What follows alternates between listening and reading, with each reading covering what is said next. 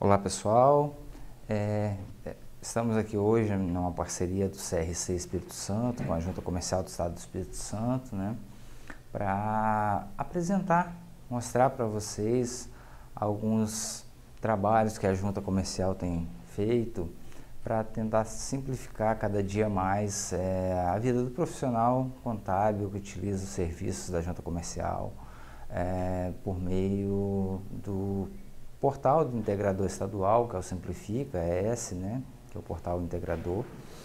Então a gente, conversando com o CRC, Junta e CRC, nós fizemos um passo a passo com orientações para abertura de empresas. Então, nesse momento a gente quer mostrar para vocês acerca dos passo a passo que a gente fez para as principais naturezas jurídicas de abertura. E com o tempo a gente vai publicar no nosso site também para alteração, para alterações que têm custo de viabilidade, para alteração que não tem custo de viabilidade, para baixas, para todos os processos que têm registro na junta, vamos publicar manuais que são passo a passo, são orientações do início ao fim de um processo. Então, quem sabe, quem precisa de fazer um processo, se olhar a orientação, desde a primeira tela até a última tela, você vai ter informações de quais os passos seguir para se fazer um processo, né? Então, a gente, nesse trabalho, analisando as necessidades, as demandas que chegam até a junta comercial e ouvindo o CRC, nós disponibilizamos no site da junta, né, jusces.s.gov.br, um passo a passo. E, como eu já disse, o inicial é só para abertura, mas temos um passo a passo para a abertura das principais naturezas jurídicas. Então, ao acessar o site da junta, aí você consegue analisar que tem esse ícone aqui, que é o passo a passo. Ele vai te direcionar para uma segunda tela. E aí ele enumera o passo a passo para a abertura das principais naturezas jurídicas. Temos aqui o empresário individual, a sociedade empresária limitada, as sociedades anônimas, as cooperativas e os consórcios. Pois bem, nós vamos, nesse momento, escolher uma das naturezas jurídicas para explicar qual o caminho, né? Qual é o passo que eu seguiria se eu escolher essa natureza jurídica, né?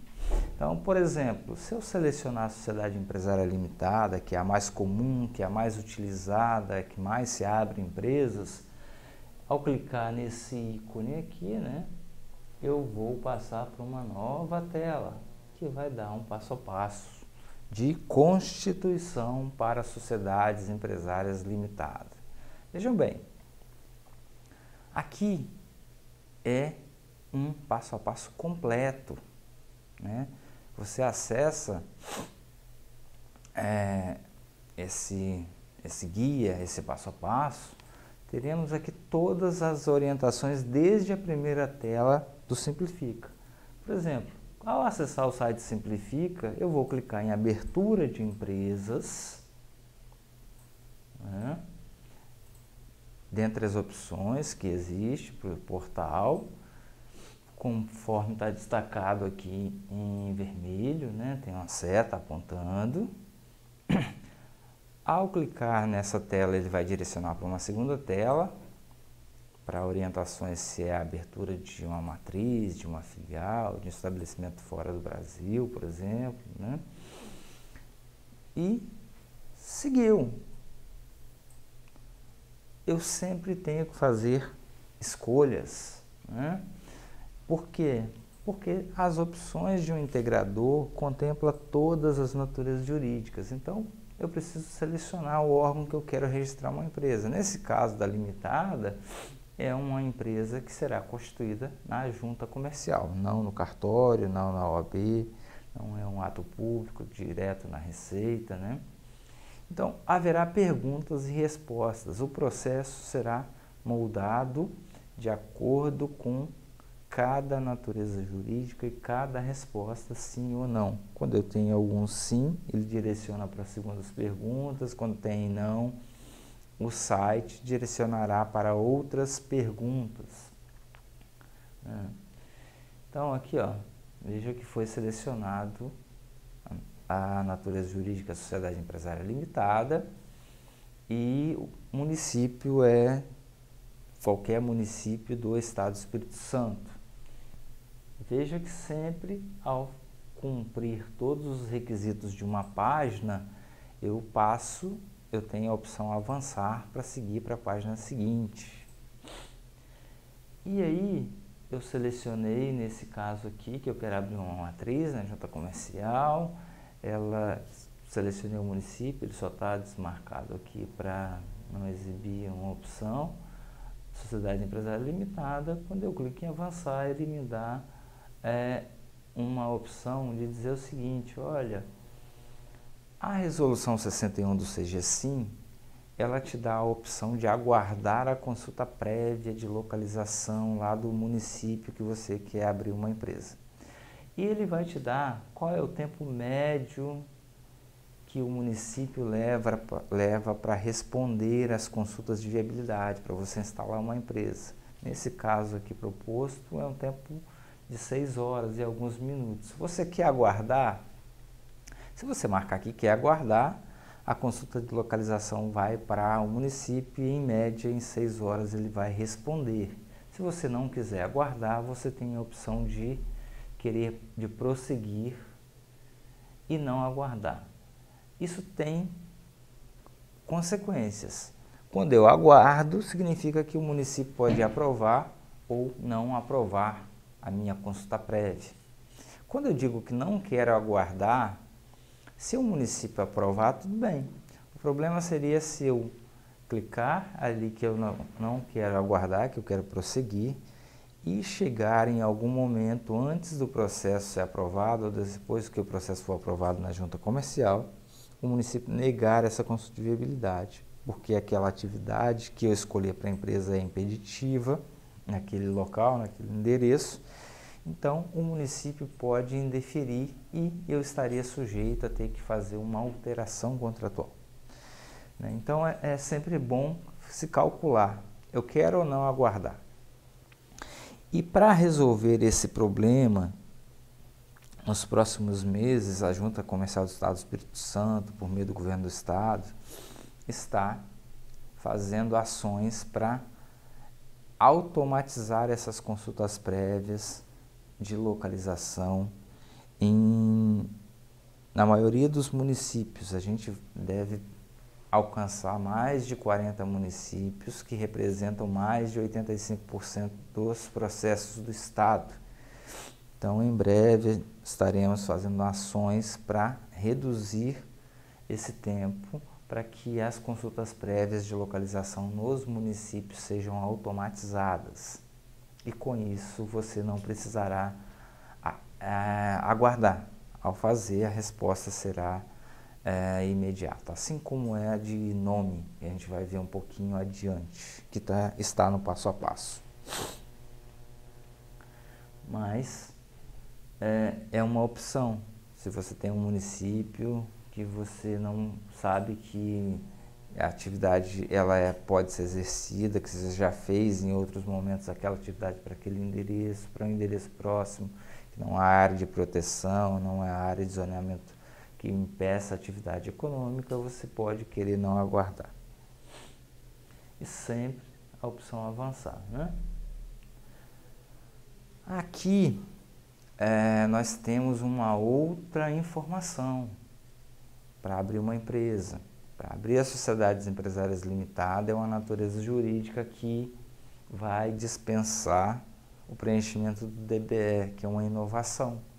Eu consigo abrir uma empresa agora sem ter que fazer o DBE. Por quê? Porque o DBE está integrado à consulta de viabilidade, estará integrado à ficha de cadastro nacional.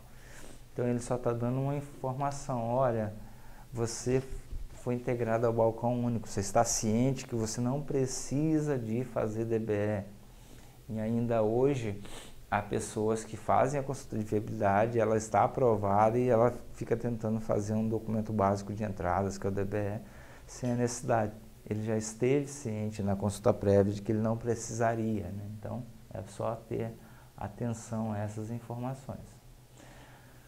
Ato contínuo para você abrir uma empresa, é preciso dizer quem é o solicitante, né? Esse solicitante precisa ser identificado. Solicitante não é o escritório, pode ser uma pessoa física, é o funcionário, é quem está solicitando aquela consulta, né? Então, é o CPF, nome, se ele é contador ou não, né?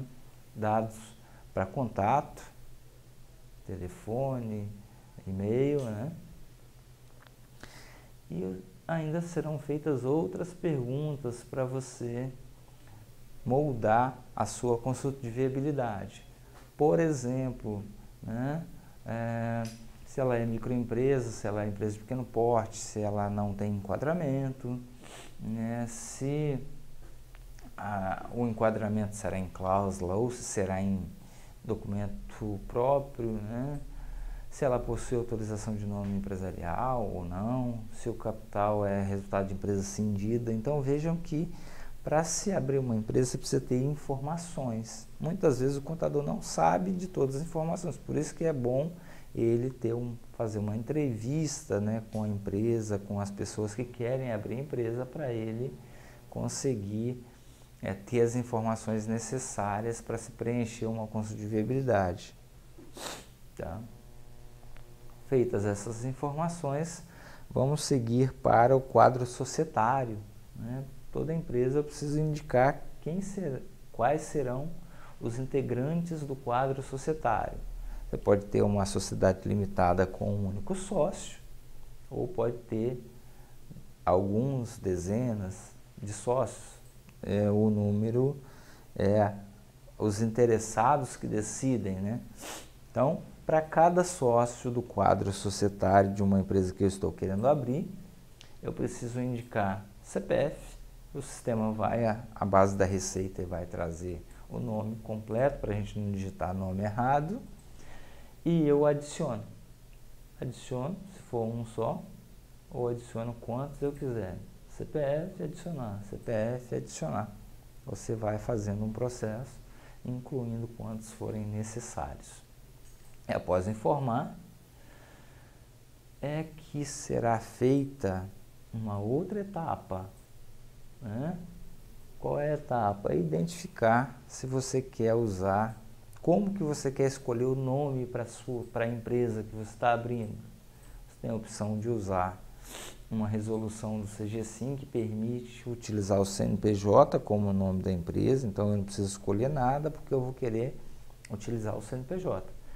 Ou eu posso dizer que não quero e escolher que quero utilizar firma ou denominação.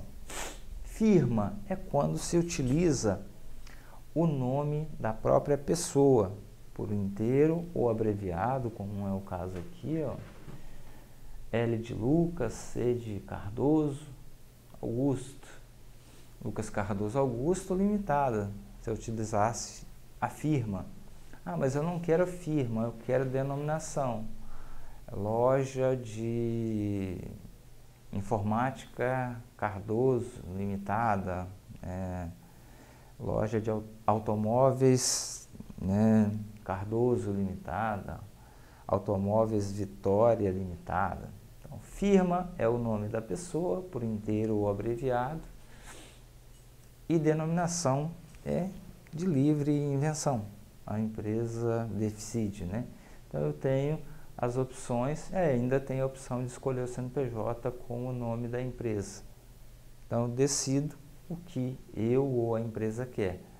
É sempre importante fazer a consulta, porque se você redige um contrato antes de fazer a consulta, há uma possibilidade do nome que você está redigiu no contrato não ser possível ter uma empresa com nome idêntico. Então, você teria que alterar.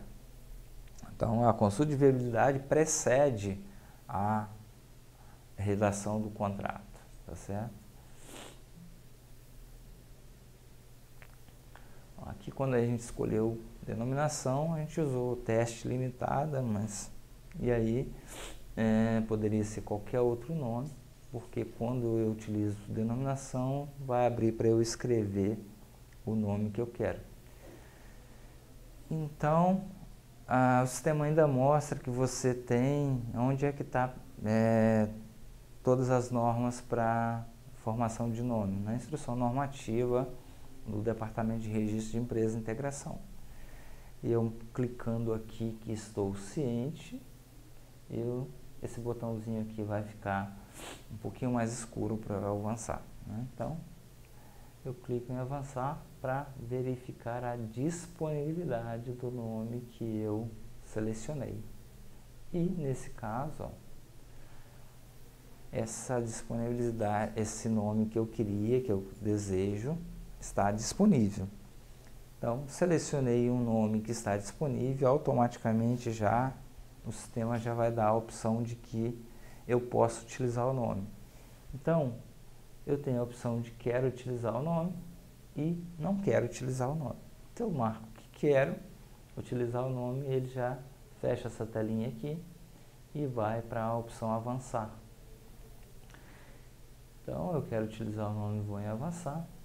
Vão sendo coletadas várias outras informações. O próximo passo é coletar a natureza do imóvel, se ele é urbano, se ele é rural ou se ele é sem regularização. Em Vitória é um caso específico que a gente precisa fazer uma parte, porque Vitória não tem imóvel rural e nem sem regularização. Então, se você estiver fazendo uma consulta de viabilidade, para Vitória só vai ter a opção urbano. Para os 77 municípios do Espírito Santo e para a maioria dos municípios do Brasil, os 3 campos vão estar disponíveis para serem selecionados. Vitória, só urbano. Por quê? Porque em Vitória não há área rural e não há área sem regularização.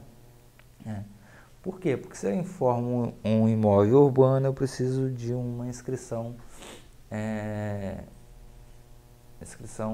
urbana, né, imobiliária. Se eu quero um imóvel rural, vai ser a inscrição rural. Sem regularização, pode ser em uma área que não está regularizada. E é possível abrir a empresa em alguns municípios. E aí ele não vai pedir nenhum dado, nem rural, nem urbano.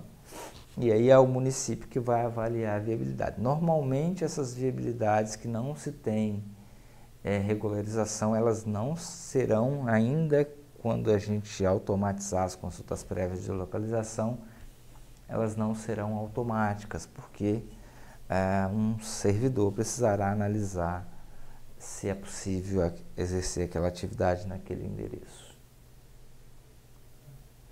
Então aqui, ó, a gente mostra as opções, urbana, rural, sem regularização. Quando é sem regularização, os campos eu preciso preencher, né? Então, eu vou preencher o CEP, vou buscar. Se tiver essa informação no correio, ele vai me trazer. Provavelmente vai ter dados que eu preciso preencher. E aí, quando é sem regularização, que é a chave que às vezes a gente digita uma rua errada, uma localização, porque é um imóvel rural. Então, é possível que o município indefira, porque ele não tem isso lá na sua base de dados, né? Então, é preciso tomar cuidado com essas informações. Para escolha do complemento é importante não colocar caracteres especiais, né? A informação está bem aqui. Acessando o manual a gente vai ter, por exemplo, aqui, ó, complemento loja 4, ou pode ser sala 1, sala 201, por exemplo. Sempre quando eu coloco complemento, eu preciso salvar para ele gravar a informação lá no endereço. E eu preciso ir completando a minha consulta de viabilidade. área do imóvel, área do estabelecimento.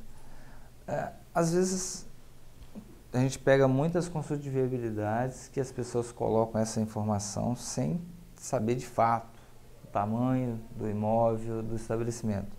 Isso é importante para se definir, né, o tamanho da empresa, né? Por quê? Porque aqui se define o grau de risco da empresa. A administração pública ela não pode tratar uma empresa que funciona numa sala de 20 metros quadrados com uma empresa que funciona num local de 2.000, de 5.000 metros quadrados. São situações diferentes, né? Então, é importante esse preenchimento desse tamanho da área do imóvel e da área do seu estabelecimento. Se você tem uma loja no shopping, a loja é 20 metros, o imóvel em si, sei lá, 20.000, 30.000 metros quadrados, mas o seu estabelecimento é aquele que ocupa aquela atividade que você vai exercer. Então, essas informações são importantes para a definição de grau de risco. A gente vai focar um pouco, em momento oportuno, sobre as definições para o grau de risco, tá certo?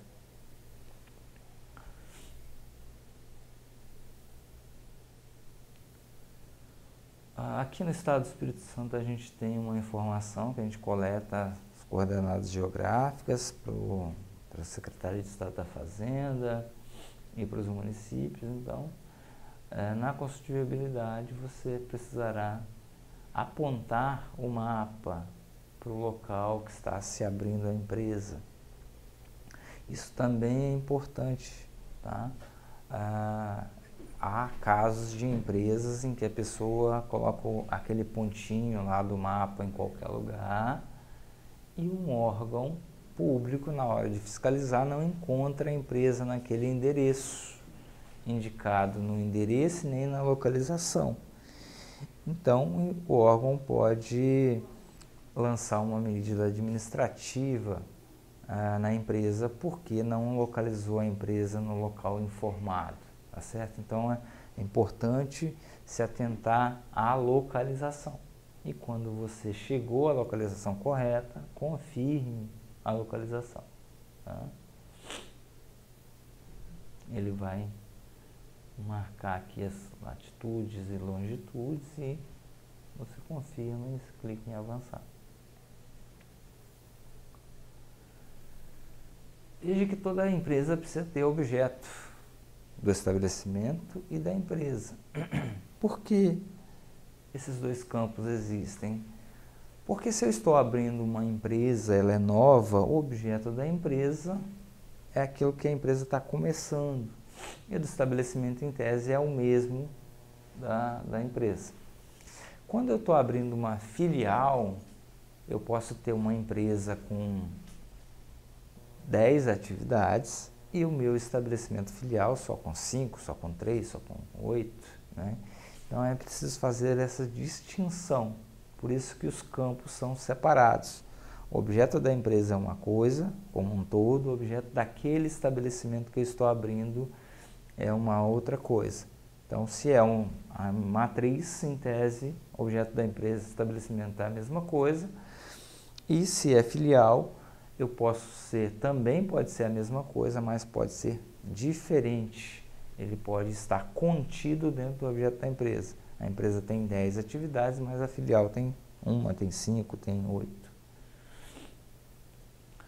Toda empresa precisa designar uma atividade como principal e, quando necessário, as secundárias.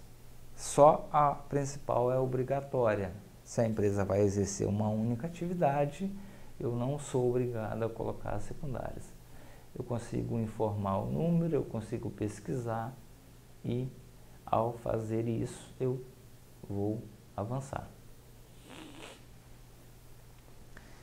Perguntas para se definir também, tipo de unidade e forma de atuação. Também é importante, né? O poder público precisa saber. A unidade é produtiva, ela é um escritório, ela é um depósito, ela é uma garagem, é um definindo isso, eu preciso dizer também se é estabelecimento fixo, se é a comercialização, se é a venda é pela internet, se é fora da loja. Às vezes eu tenho uma atividade administrativa, né, uma atividade prestação de serviço que eu não vou exercer no local. Aquele local lá é só um local, é um local fiscal da empresa. Eu vou trabalhar fora. Um consultor, por exemplo, ele não trabalha em estabelecimento fixo. Muitas das vezes ele exerce a sua atividade fora daquele local que está abrindo a empresa, né? Então, é preciso chegar a um consenso aqui sobre o tipo de unidade e forma de atuação. Defina isso corretamente para que a sua empresa seja de fato enquadrada na forma correta. E na última etapa da consulta prévia, é um passo muito importante, serão feitas perguntas. E essas perguntas, elas não são fixas. Elas serão de acordo com o tamanho já do imóvel e do estabelecimento que eu defini, com o município, com as atividades. Então o sistema vai fazer uma série de validações para fazer as perguntas que você vai utilizar. E nesse ponto é que vai se definir uma coisa muito importante para a empresa, que é o chamado grau de risco. Se a sua empresa será uma empresa de baixo, de médio ou de alto risco. Então, as perguntas complementares que são feitas na consulta prévia definirão o grau de risco da empresa. Às vezes eu posso ter uma mesma empresa em que eu respondo quase as mesmas coisas, mas em Vitória, em Vila Velha, o grau de risco é alto e, sei lá, em Colatina é baixo. Porque quem define é o município, as atividades, o tamanho que ele vai definir como grau de risco baixo ou médio ou alto, né? Então é importante saber essas informações. E aí a gente vai explicar um pouquinho depois sobre grau de risco, sobre leis estaduais, leis federais que definem o grau de risco. Quando uma empresa pode ser enquadrada com grau de baixo risco e quais as vantagens de ser enquadrado com baixo risco, né? E a gente vai continuar aqui explicando sobre o processo, né, completo de abertura de uma empresa, no caso de uma limitada, e posteriormente a gente vai focar nesse item. Quando eu respondi essas perguntas, ele me levou para um grau de risco baixo, ou médio ou alto, tá certo? Então eu respondi as perguntas, eu vou salvar e aí será gerado um protocolo. O protocolo aqui está incompleto, né? Mas ele deu, o sistema nos deu aquele requerente, aquela pessoa solicitante, um protocolo para continuar o processo. Foi gerado um protocolo e agora a gente não tem que ficar aguardando para fazer o DBE. Já está disponível para preencher a FCN. Veja que eu gerei o protocolo, ele está disponível. Mas eu disse que não queria aguardar a consulta do município. Então, mesmo assim, o sistema libera para eu continuar, para eu preencher a FCN. Se o município for automatizado, como a Vitória, como a gente pretende fazer com a maioria dos municípios, quando você acessar a página de acompanhamento, você vai conseguir preencher FCN no caso da limitada do empresário individual que não precisa de DBE. Então esse é um caso em que está disponível. Então aqui a gente vai passar todo o passo a passo. A consulta prévia está deferida.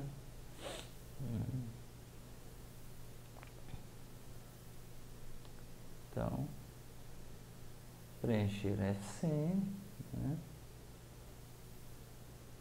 E quando a FCN estiver preenchida, processo será necessário o contador declarar a ciência. Isso não é obrigatório, tá? A gente tinha tornado isso obrigatório, houve um questionamento ao departamento de registro e aí existe declaração de responsabilidade do contador, só que isso não é um item obrigatório. Então, para preencher FCN, eu tenho todo um passo a passo, né? Aqui é um caso em que a consulta de viabilidade está deferida pela junta, está deferida pelo município.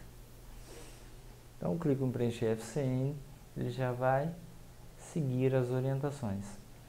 Por que temos, além do ato e evento de abertura de uma limitada, que é 090 contrato, a opção adicionar atos? Porque a empresa pode dizer no contrato, por exemplo, que não quer eleger a administração no próprio contrato, os administradores. Ela pode dizer que quer fazer a eleição dos administradores por meio de uma ata de reunião de sócios. Então, sempre, ainda que na Constituição, que a empresa não tenha número de registro, não tenha CNPJ, eu posso arquivar mais de um processo, não há impedimento.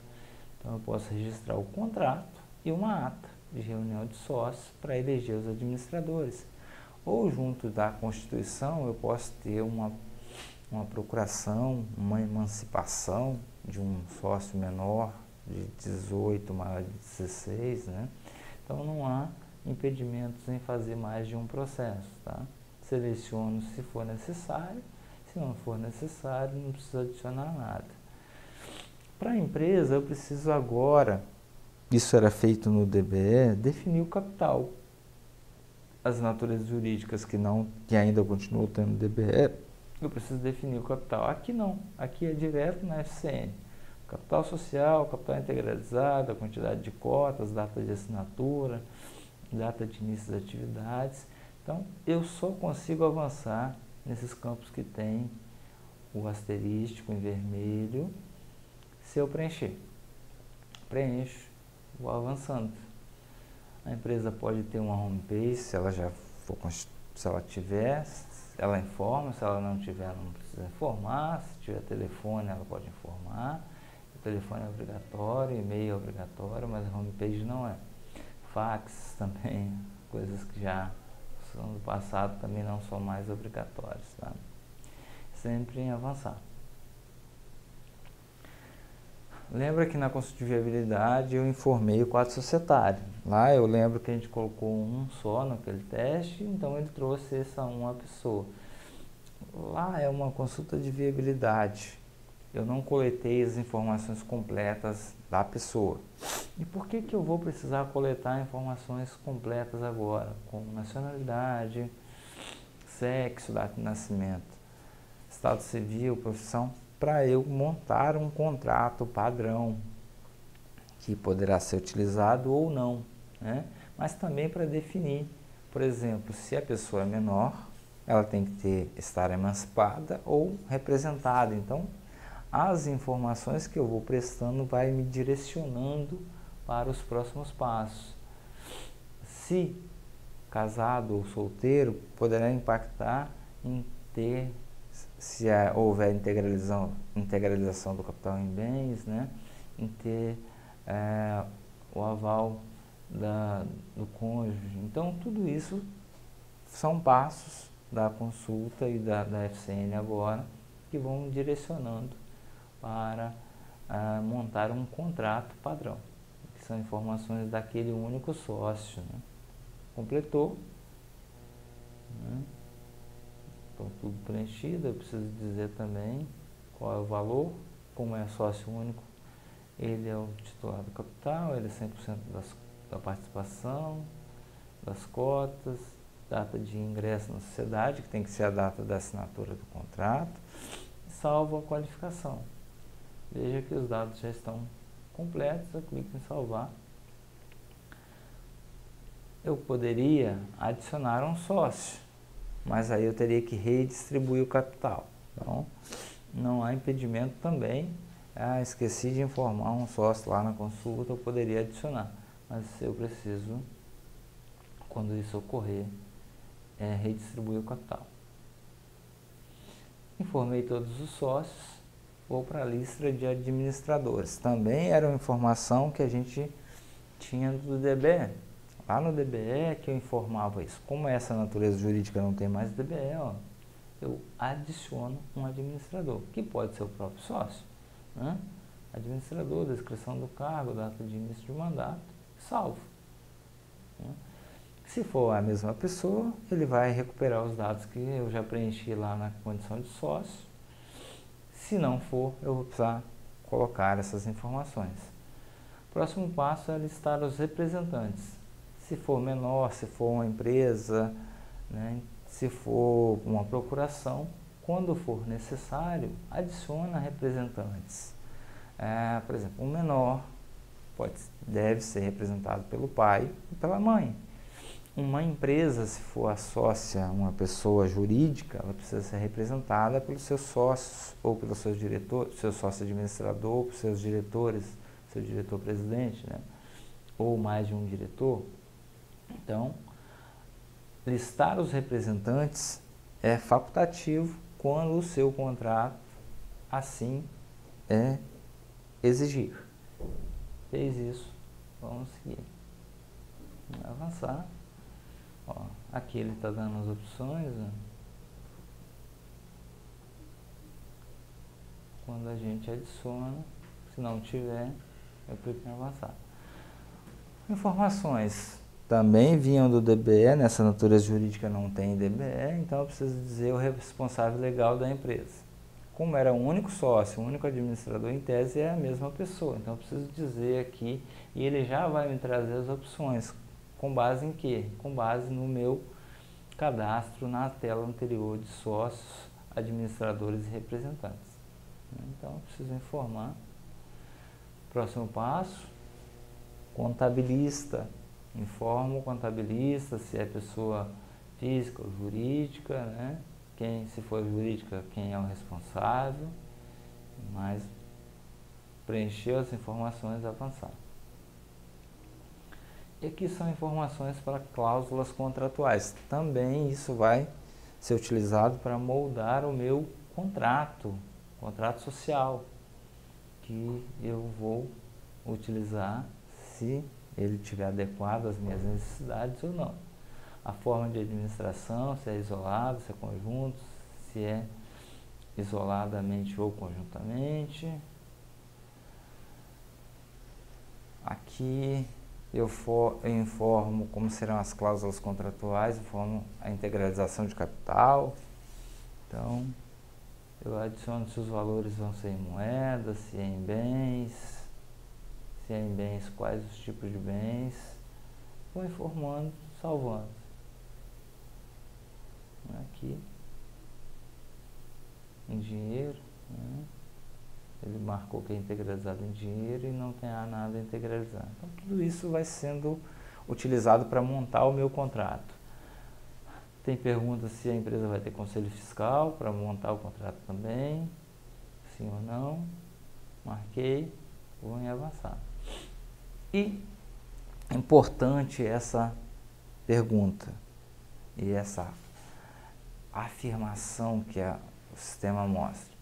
Quando eu preenchi todas as informações de um documento, de um DBE, de um processo, que é balcão único, ele vai te dar um alerta, que ao transmitir os dados da FCN, as informações serão enviadas para a Receita Federal e não será mais possível a edição dos dados informados anteriormente. E ele pede para você confirmar. Deseja confirmar? Sim ou não, né? Confirmar ou cancelar. Porque se você clicar em cancelar, você vai poder alterar as informações. Então, cliquei em confirmar, eu estou transmitindo as informações para a Receita. Eu estou gerando o DBE que você fazia em um sistema isolado. Aqui, eu estou gerando as informações para a Receita no próprio sistema integrador estadual. E, se deu tudo certo, se não há nada incompleto, se você marcou em confirmar, ele gerou e transmitiu a sua FCN. Transmitiu a FCN, você já pode gerar a taxa para apresentar o processo. Olha. Documento de arrecadação, já traz o valor correto, clica em gerar, e o sistema vai carregar um DUA para impressão. Em breve a gente vai disponibilizar esse DUA também em formato, hoje é só para pagamento em banco, a gente vai conseguir gerar isso em Pix, mas é um dos próximos passos aí com a Secretaria da Fazenda. Gerou a taxa, né? Você vai ver que as taxas estão geradas aqui. Ato contínuo ele libera para gerar o contrato. Contrato padrão, que eu posso utilizar ou não utilizar, né? Então, ao clicar em contrato, ele vai mostrar, olha, o seu contrato é um contrato eletrônico, para abrir empresa agora só mediante apresentação com assinatura digital. Eu escolho o modelo, se é um contrato padrão ou próprio. Se é um contrato padrão, é o que o sistema gera. Eu seleciono o padrão, se eu verificar que aquele contrato não me atende, eu posso voltar essa tela aqui e mudar para um contrato próprio, que a minha contabilidade vai redigir. Então, é uma escolha, isso é de livre escolha, tá? Cliquei aqui, né? Processo eletrônico. Eu poderia incluir assinantes ao processo. Quando é o caso? Você pode ter inúmeros casos em que, além do sócio único, ou, por exemplo, você poderia precisar que a assinatura de um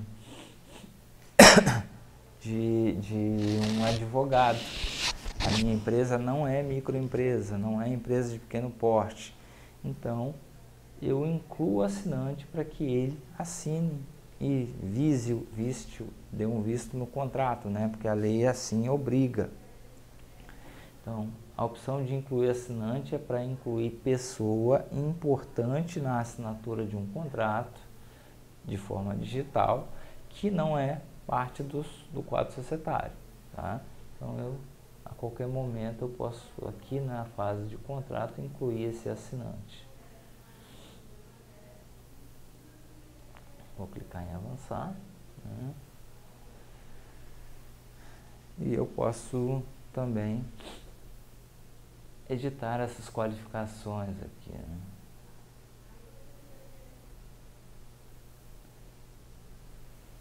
Clicando em editar e atualizando, o sistema me gera um contrato, ó, padrão, a gente marcou lá.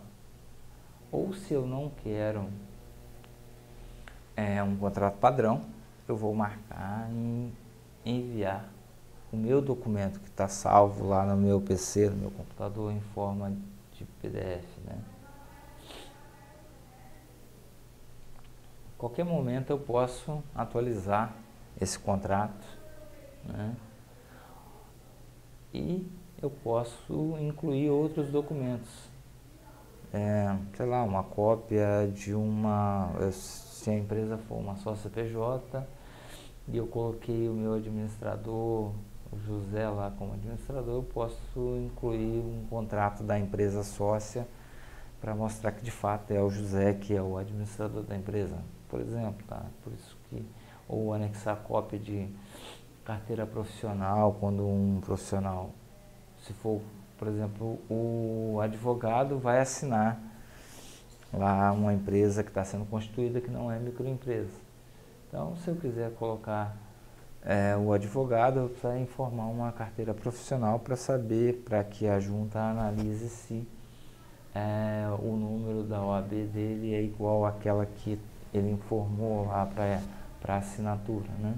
Para não ter distorção entre a informação e o documento profissional. Eu vou poder adicionar documentos e salvar. Feito isso, continue a avançar. E aí, eu já chego na página de assinar o documento. Sempre de forma digital. o documento adicionado também precisa ser assinado. Então, quando eu clico em assinar, o integrador vai fazer uma pergunta se eu quero assinar com GovBR, com certificado A1 ou A3, ou assinar com certificado em nuvem. Certificados são pagos, né? Seja o A1, A3 ou em nuvem, são certificados que você adquire numa empresa certificadora. Só que desde 2021 eu posso assinar documentos nas 27 juntas comerciais usando a assinatura GovBR com nível de segurança prata ou ouro. Então eu não preciso comprar mais um certificado para assinar um processo. Eu adquiro, se eu quiser, ou eu vou ao Governo Digital, o GovBR, e abro uma conta e tenho que fazer as validações para ela se tornar prata ou ouro, e com isso eu consigo assinar contrato sem gastar com certificado, né? Você escolheu o GovBR, ele vai pedir para fazer login, vai mandar um pedido de autorização para o seu e-mail ou para o seu smartphone lá, o que você escolheu lá quando você diz para fazer a validação, e validando, né? E aqui a pessoa escolheu o que queria receber em SMS. Então, você sempre tem que gerar um código e confirmar para ele autorizar, para dizer que você é você mesmo que está assinando os documentos. Autorizou, ele assina. Ou se você fizer outras opções de assinatura, aqui também tem orientações de instalar o certificado, né? Os certificados em nuvem, os que estão disponíveis são esses. Fiz as assinaturas do processo. O próximo caminho é protocolar. Quando é que vai estar disponível para protocolar? Tem condicionantes. Só vai estar disponível para protocolar o processo se tiver assinado e se a taxa de pagamento tiver sido compensada, né? Ou seja, se eu gerei lá naquela tela que a gente passou o DUA, que é o único documento de arrecadação que se cobra para abrir uma empresa aqui no Espírito Santo, e paguei. Hoje leva-se em torno de minutos a horas para validar. Quando a gente disponibilizar em formato de geração de taxa em Pix, será em alguns segundos, né? Então, até você passar por essas telas, com certeza já vai estar compensado. Mas se não tiver esse item aqui protocolar, ele vai estar cinza, ele não vai permitir protocolar. Aqui está tudo certo, está disponível para protocolar. Protocolei o meu processo na junta, tudo digital. Se eu acompanhar, você já vai ver que ele está em análise na junta, né? E quando eu opto pelo contrato padrão, por que a gente fala que é importante você analisar se o contrato padrão que o sistema gerou, ele atende à empresa? Porque mais de 60% dos contratos de limitada e de individual que são registrados hoje na Junta do Espírito Santo são de deferimento automático. Você veja que você prestou tantas informações na sua consulta de viabilidade, na sua FCN, e essas validações foram utilizadas tanto para gerar esse contrato, e quando você faz a assinatura digital sem a necessidade de alguém checar essa assinatura, porque foi feita a validação, você teve que confirmar que era você mesmo que estava assinando, o sistema já faz o deferimento automático. Então, mais de 60% das empresas são abertas quando você clica em protocolar em alguns segundos. Você protocolou 2, 3, 4 segundos, você já recebe um e-mail lá dizendo: olha só, a empresa foi aberta, gerou o CNPJ tal, e o documento já está chancelado, disponível para você baixar e enviar para o seu cliente, né? Então, importante analisar: o contrato social padrão me atende?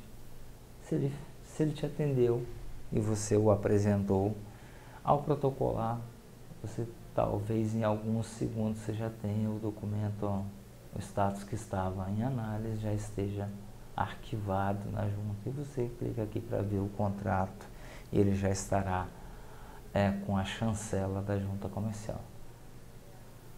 Ou, se você optar por um contrato particular, há chances que ele fique em exigência. Por que ficar em exigência?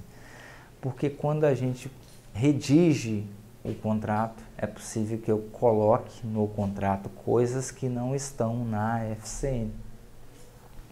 Então, todo o processo, contrato padrão, assinatura digital, ele é aprovado. Por quê? Porque ele recebe as validações para ter aprovação automática. Quando se utiliza o contrato padrão, não padrão, o contrato particular, muitas das vezes ele fica em exigência, porque as informações que estão na FCN não são as mesmas que se coloca no contrato. E aí você precisa verificar a exigência, né?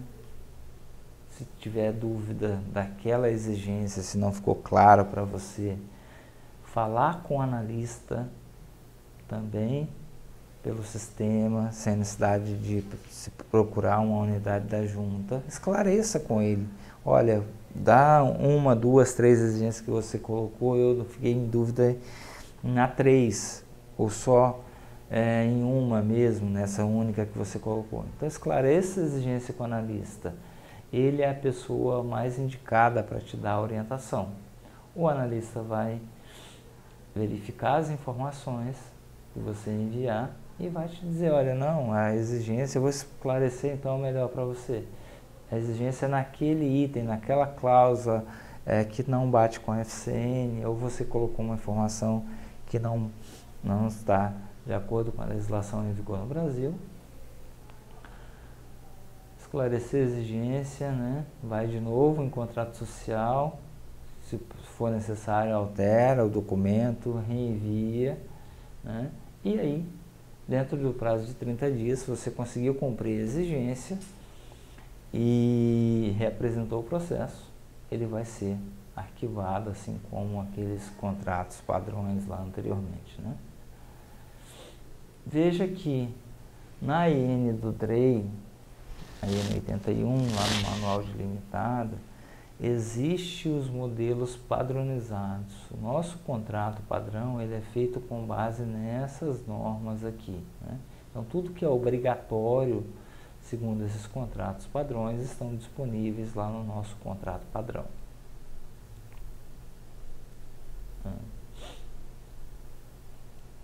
O IN 81, Manual de Limitada, tem todas as orientações e obrigações para ter um contrato social.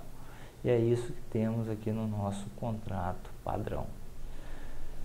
Fechou o arquivo, seu documento foi registrado, sua empresa já tem registro, já está registrada na junta comercial, já vai ter CNPJ e provavelmente já vai ter, se for necessário, inscrição estadual, inscrição municipal. E aí a gente vai fazer uma pausa para falar sobre definição de risco, que é o que a gente mencionou bastante nesse momento aqui de explicar o processo de abertura. Falando sobre agora, dando uma importância ao grau de risco, né?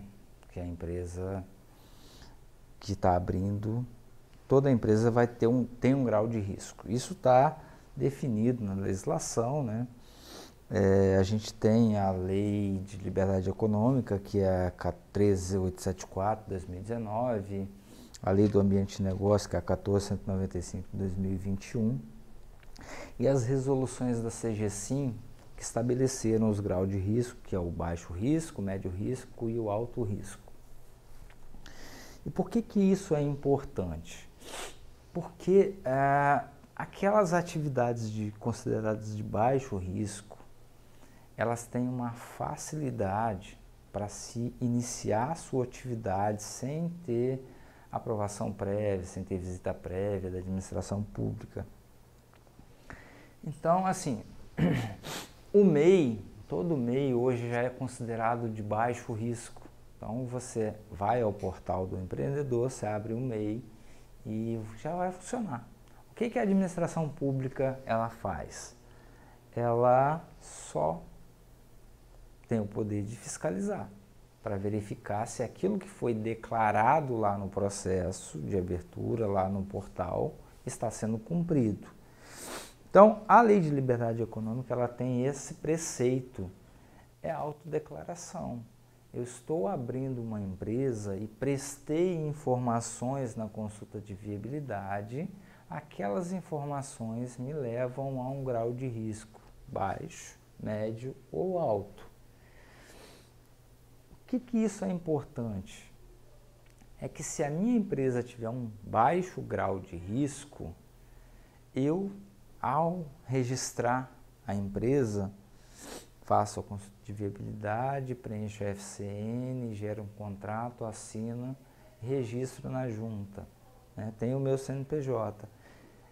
A empresa considerada de baixo grau de risco, ela já vai poder funcionar, mesmo não sendo o MEI. E como é que se define isso? Com aquelas perguntas de um questionário que há na consulta de viabilidade. E esse questionário, ele não é fixo. Eu peguei um exemplo aqui de uma consulta de viabilidade em que foram feitas várias perguntas, né? Por que essas perguntas não são as mesmas e por quê? Porque cada município define o grau de risco, né? Existe na página do governo federal, lá no Ministério da Economia, no DREI, uma tabela dos estados e dos municípios que fizeram decretos próprios para dispensa de alvarás e licenças. O Espírito Santo é o segundo que mais dispensa atividades econômicas, atrás apenas do estado vizinho aqui de Minas Gerais, né? Então a gente tem no estado do Espírito Santo 620 atividades dispensadas de alvarás e licenças, o que significa que das 1.334 atividades da tabela CNAE, 620, se a empresa só exercer aquelas 620, elas estarão dispensadas de atos públicos. Significa que ao registrar a minha empresa, ter número de registro na junta, ter CNPJ, ter inscrição estadual, se for o caso, municipal, a empresa já vai poder funcionar.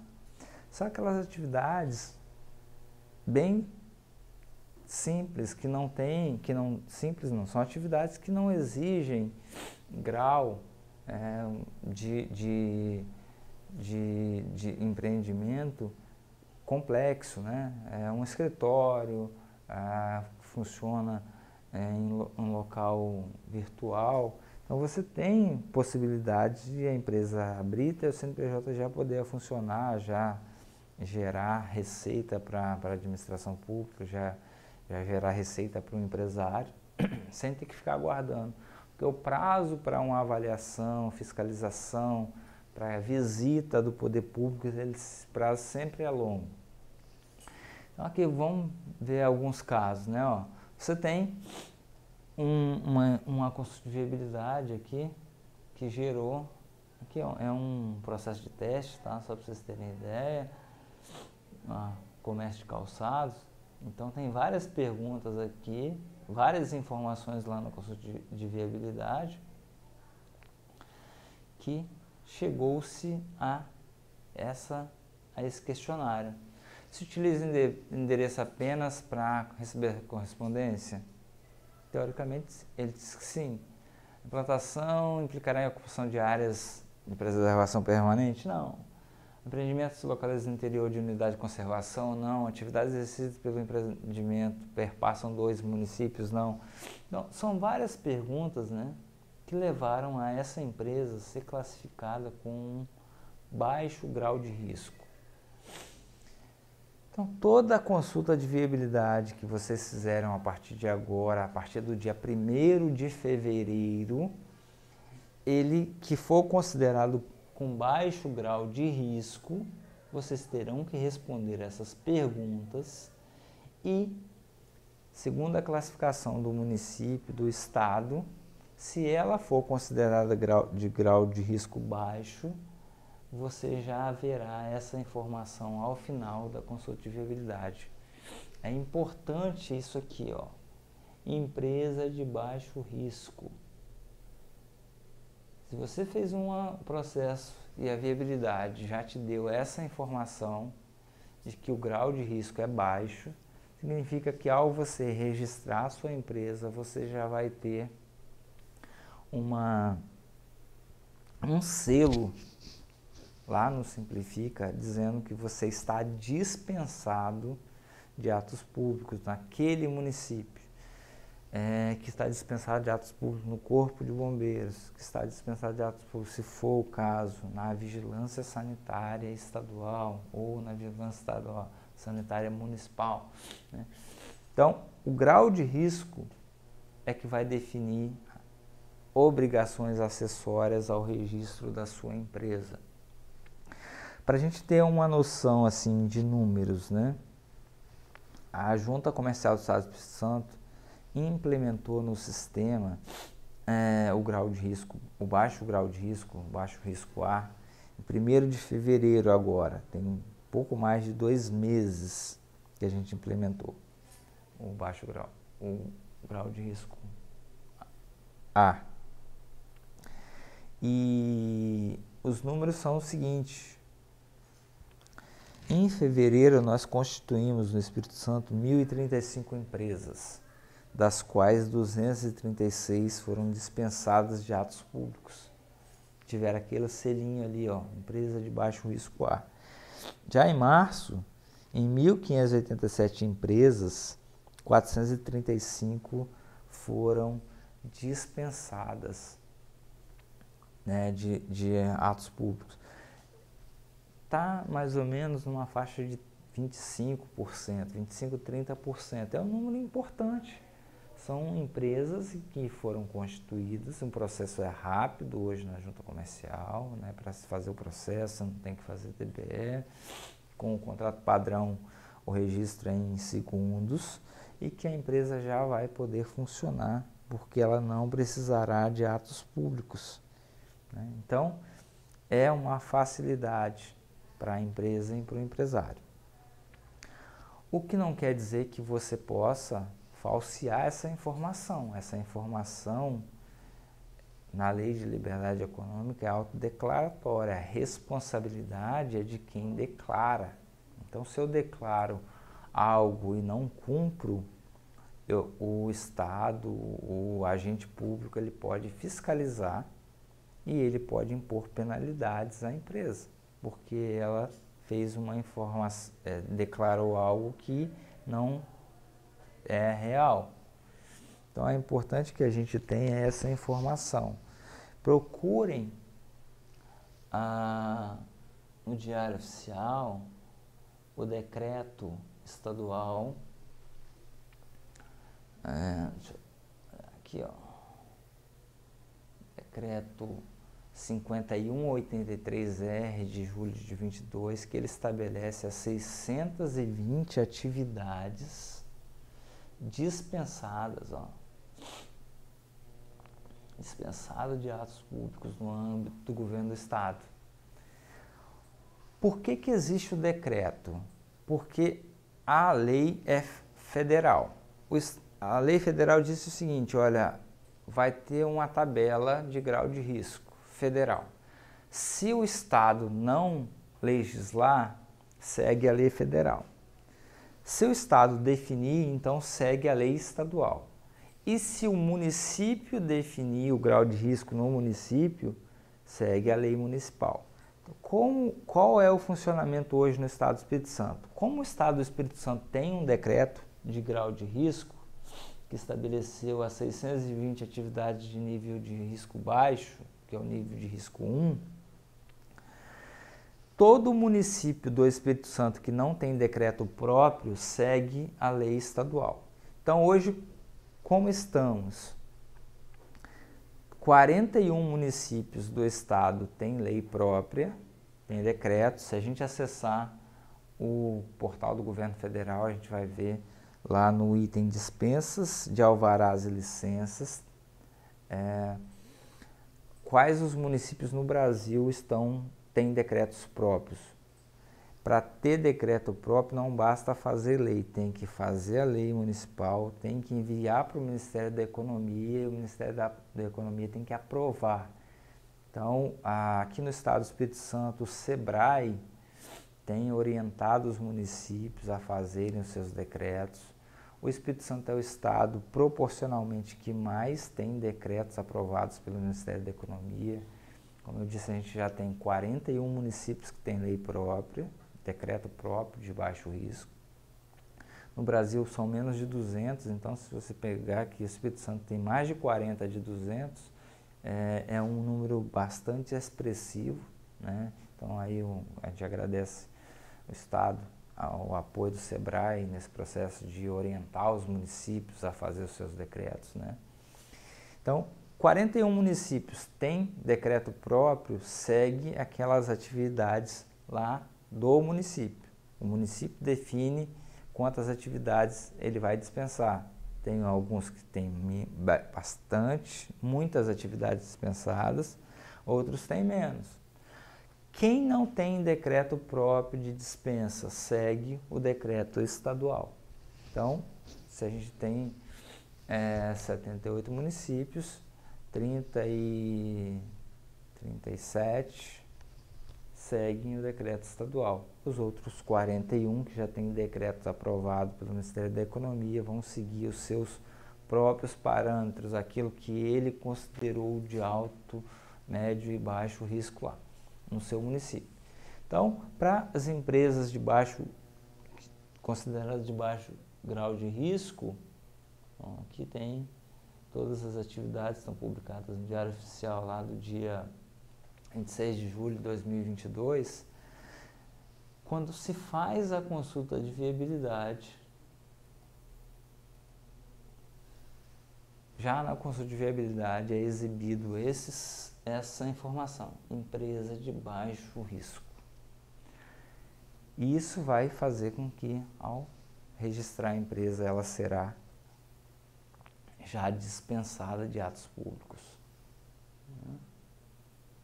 E ela vai ter um selo de baixo grau de risco. Você pega esse selo, acessa o portal Simplifica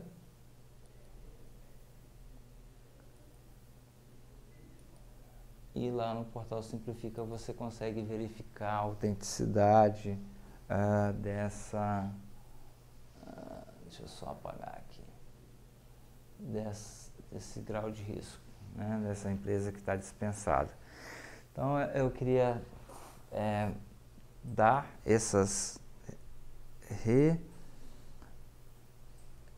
remontar, recolocar essas informações, repassar essas informações.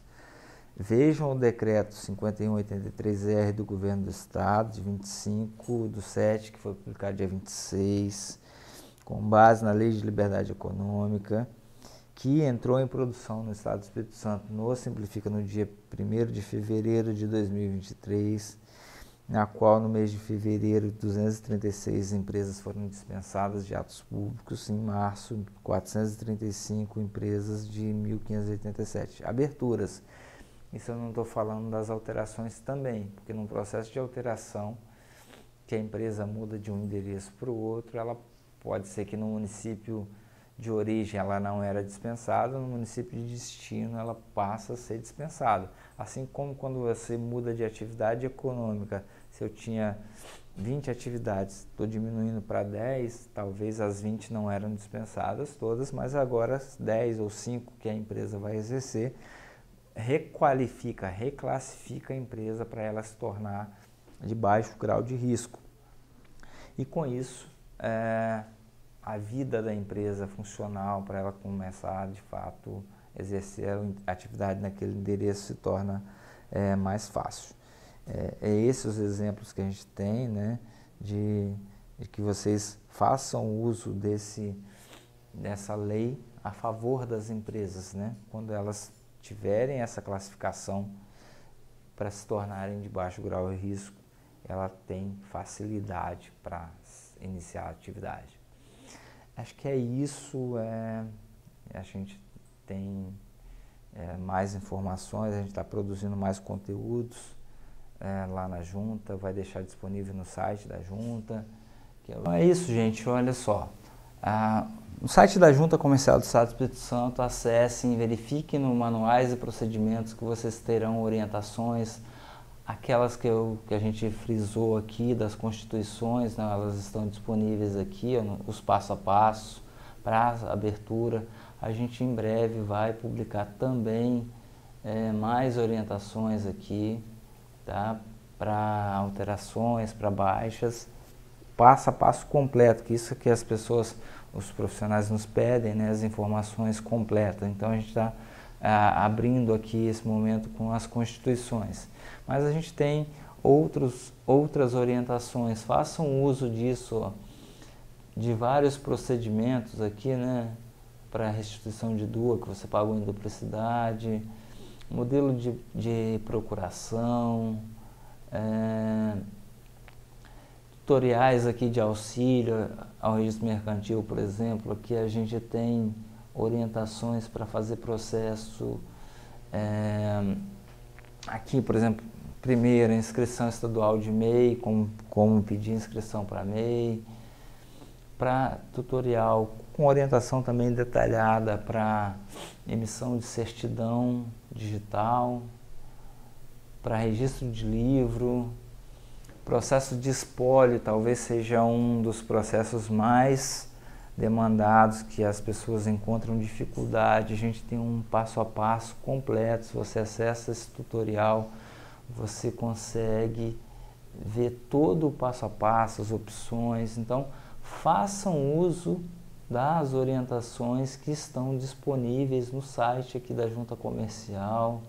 Aqui, ó, manuais e procedimentos. Clique em manuais e procedimentos que a gente vai abrir orientações completas para vocês.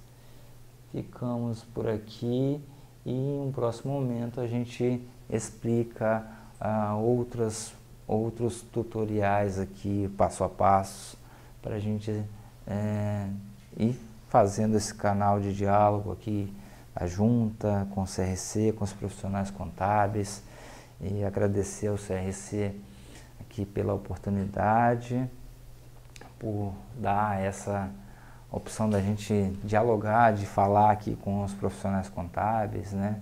Em nome da Carla, e aqui agradecendo em nome também do presidente da Junta Comercial, Paulo Meneghelli, que agradece a oportunidade de explicar a dinâmica e os serviços, as orientações que a Junta Comercial tem dado para facilitar a vida das empresas e dos empresários. Um abraço, até a próxima.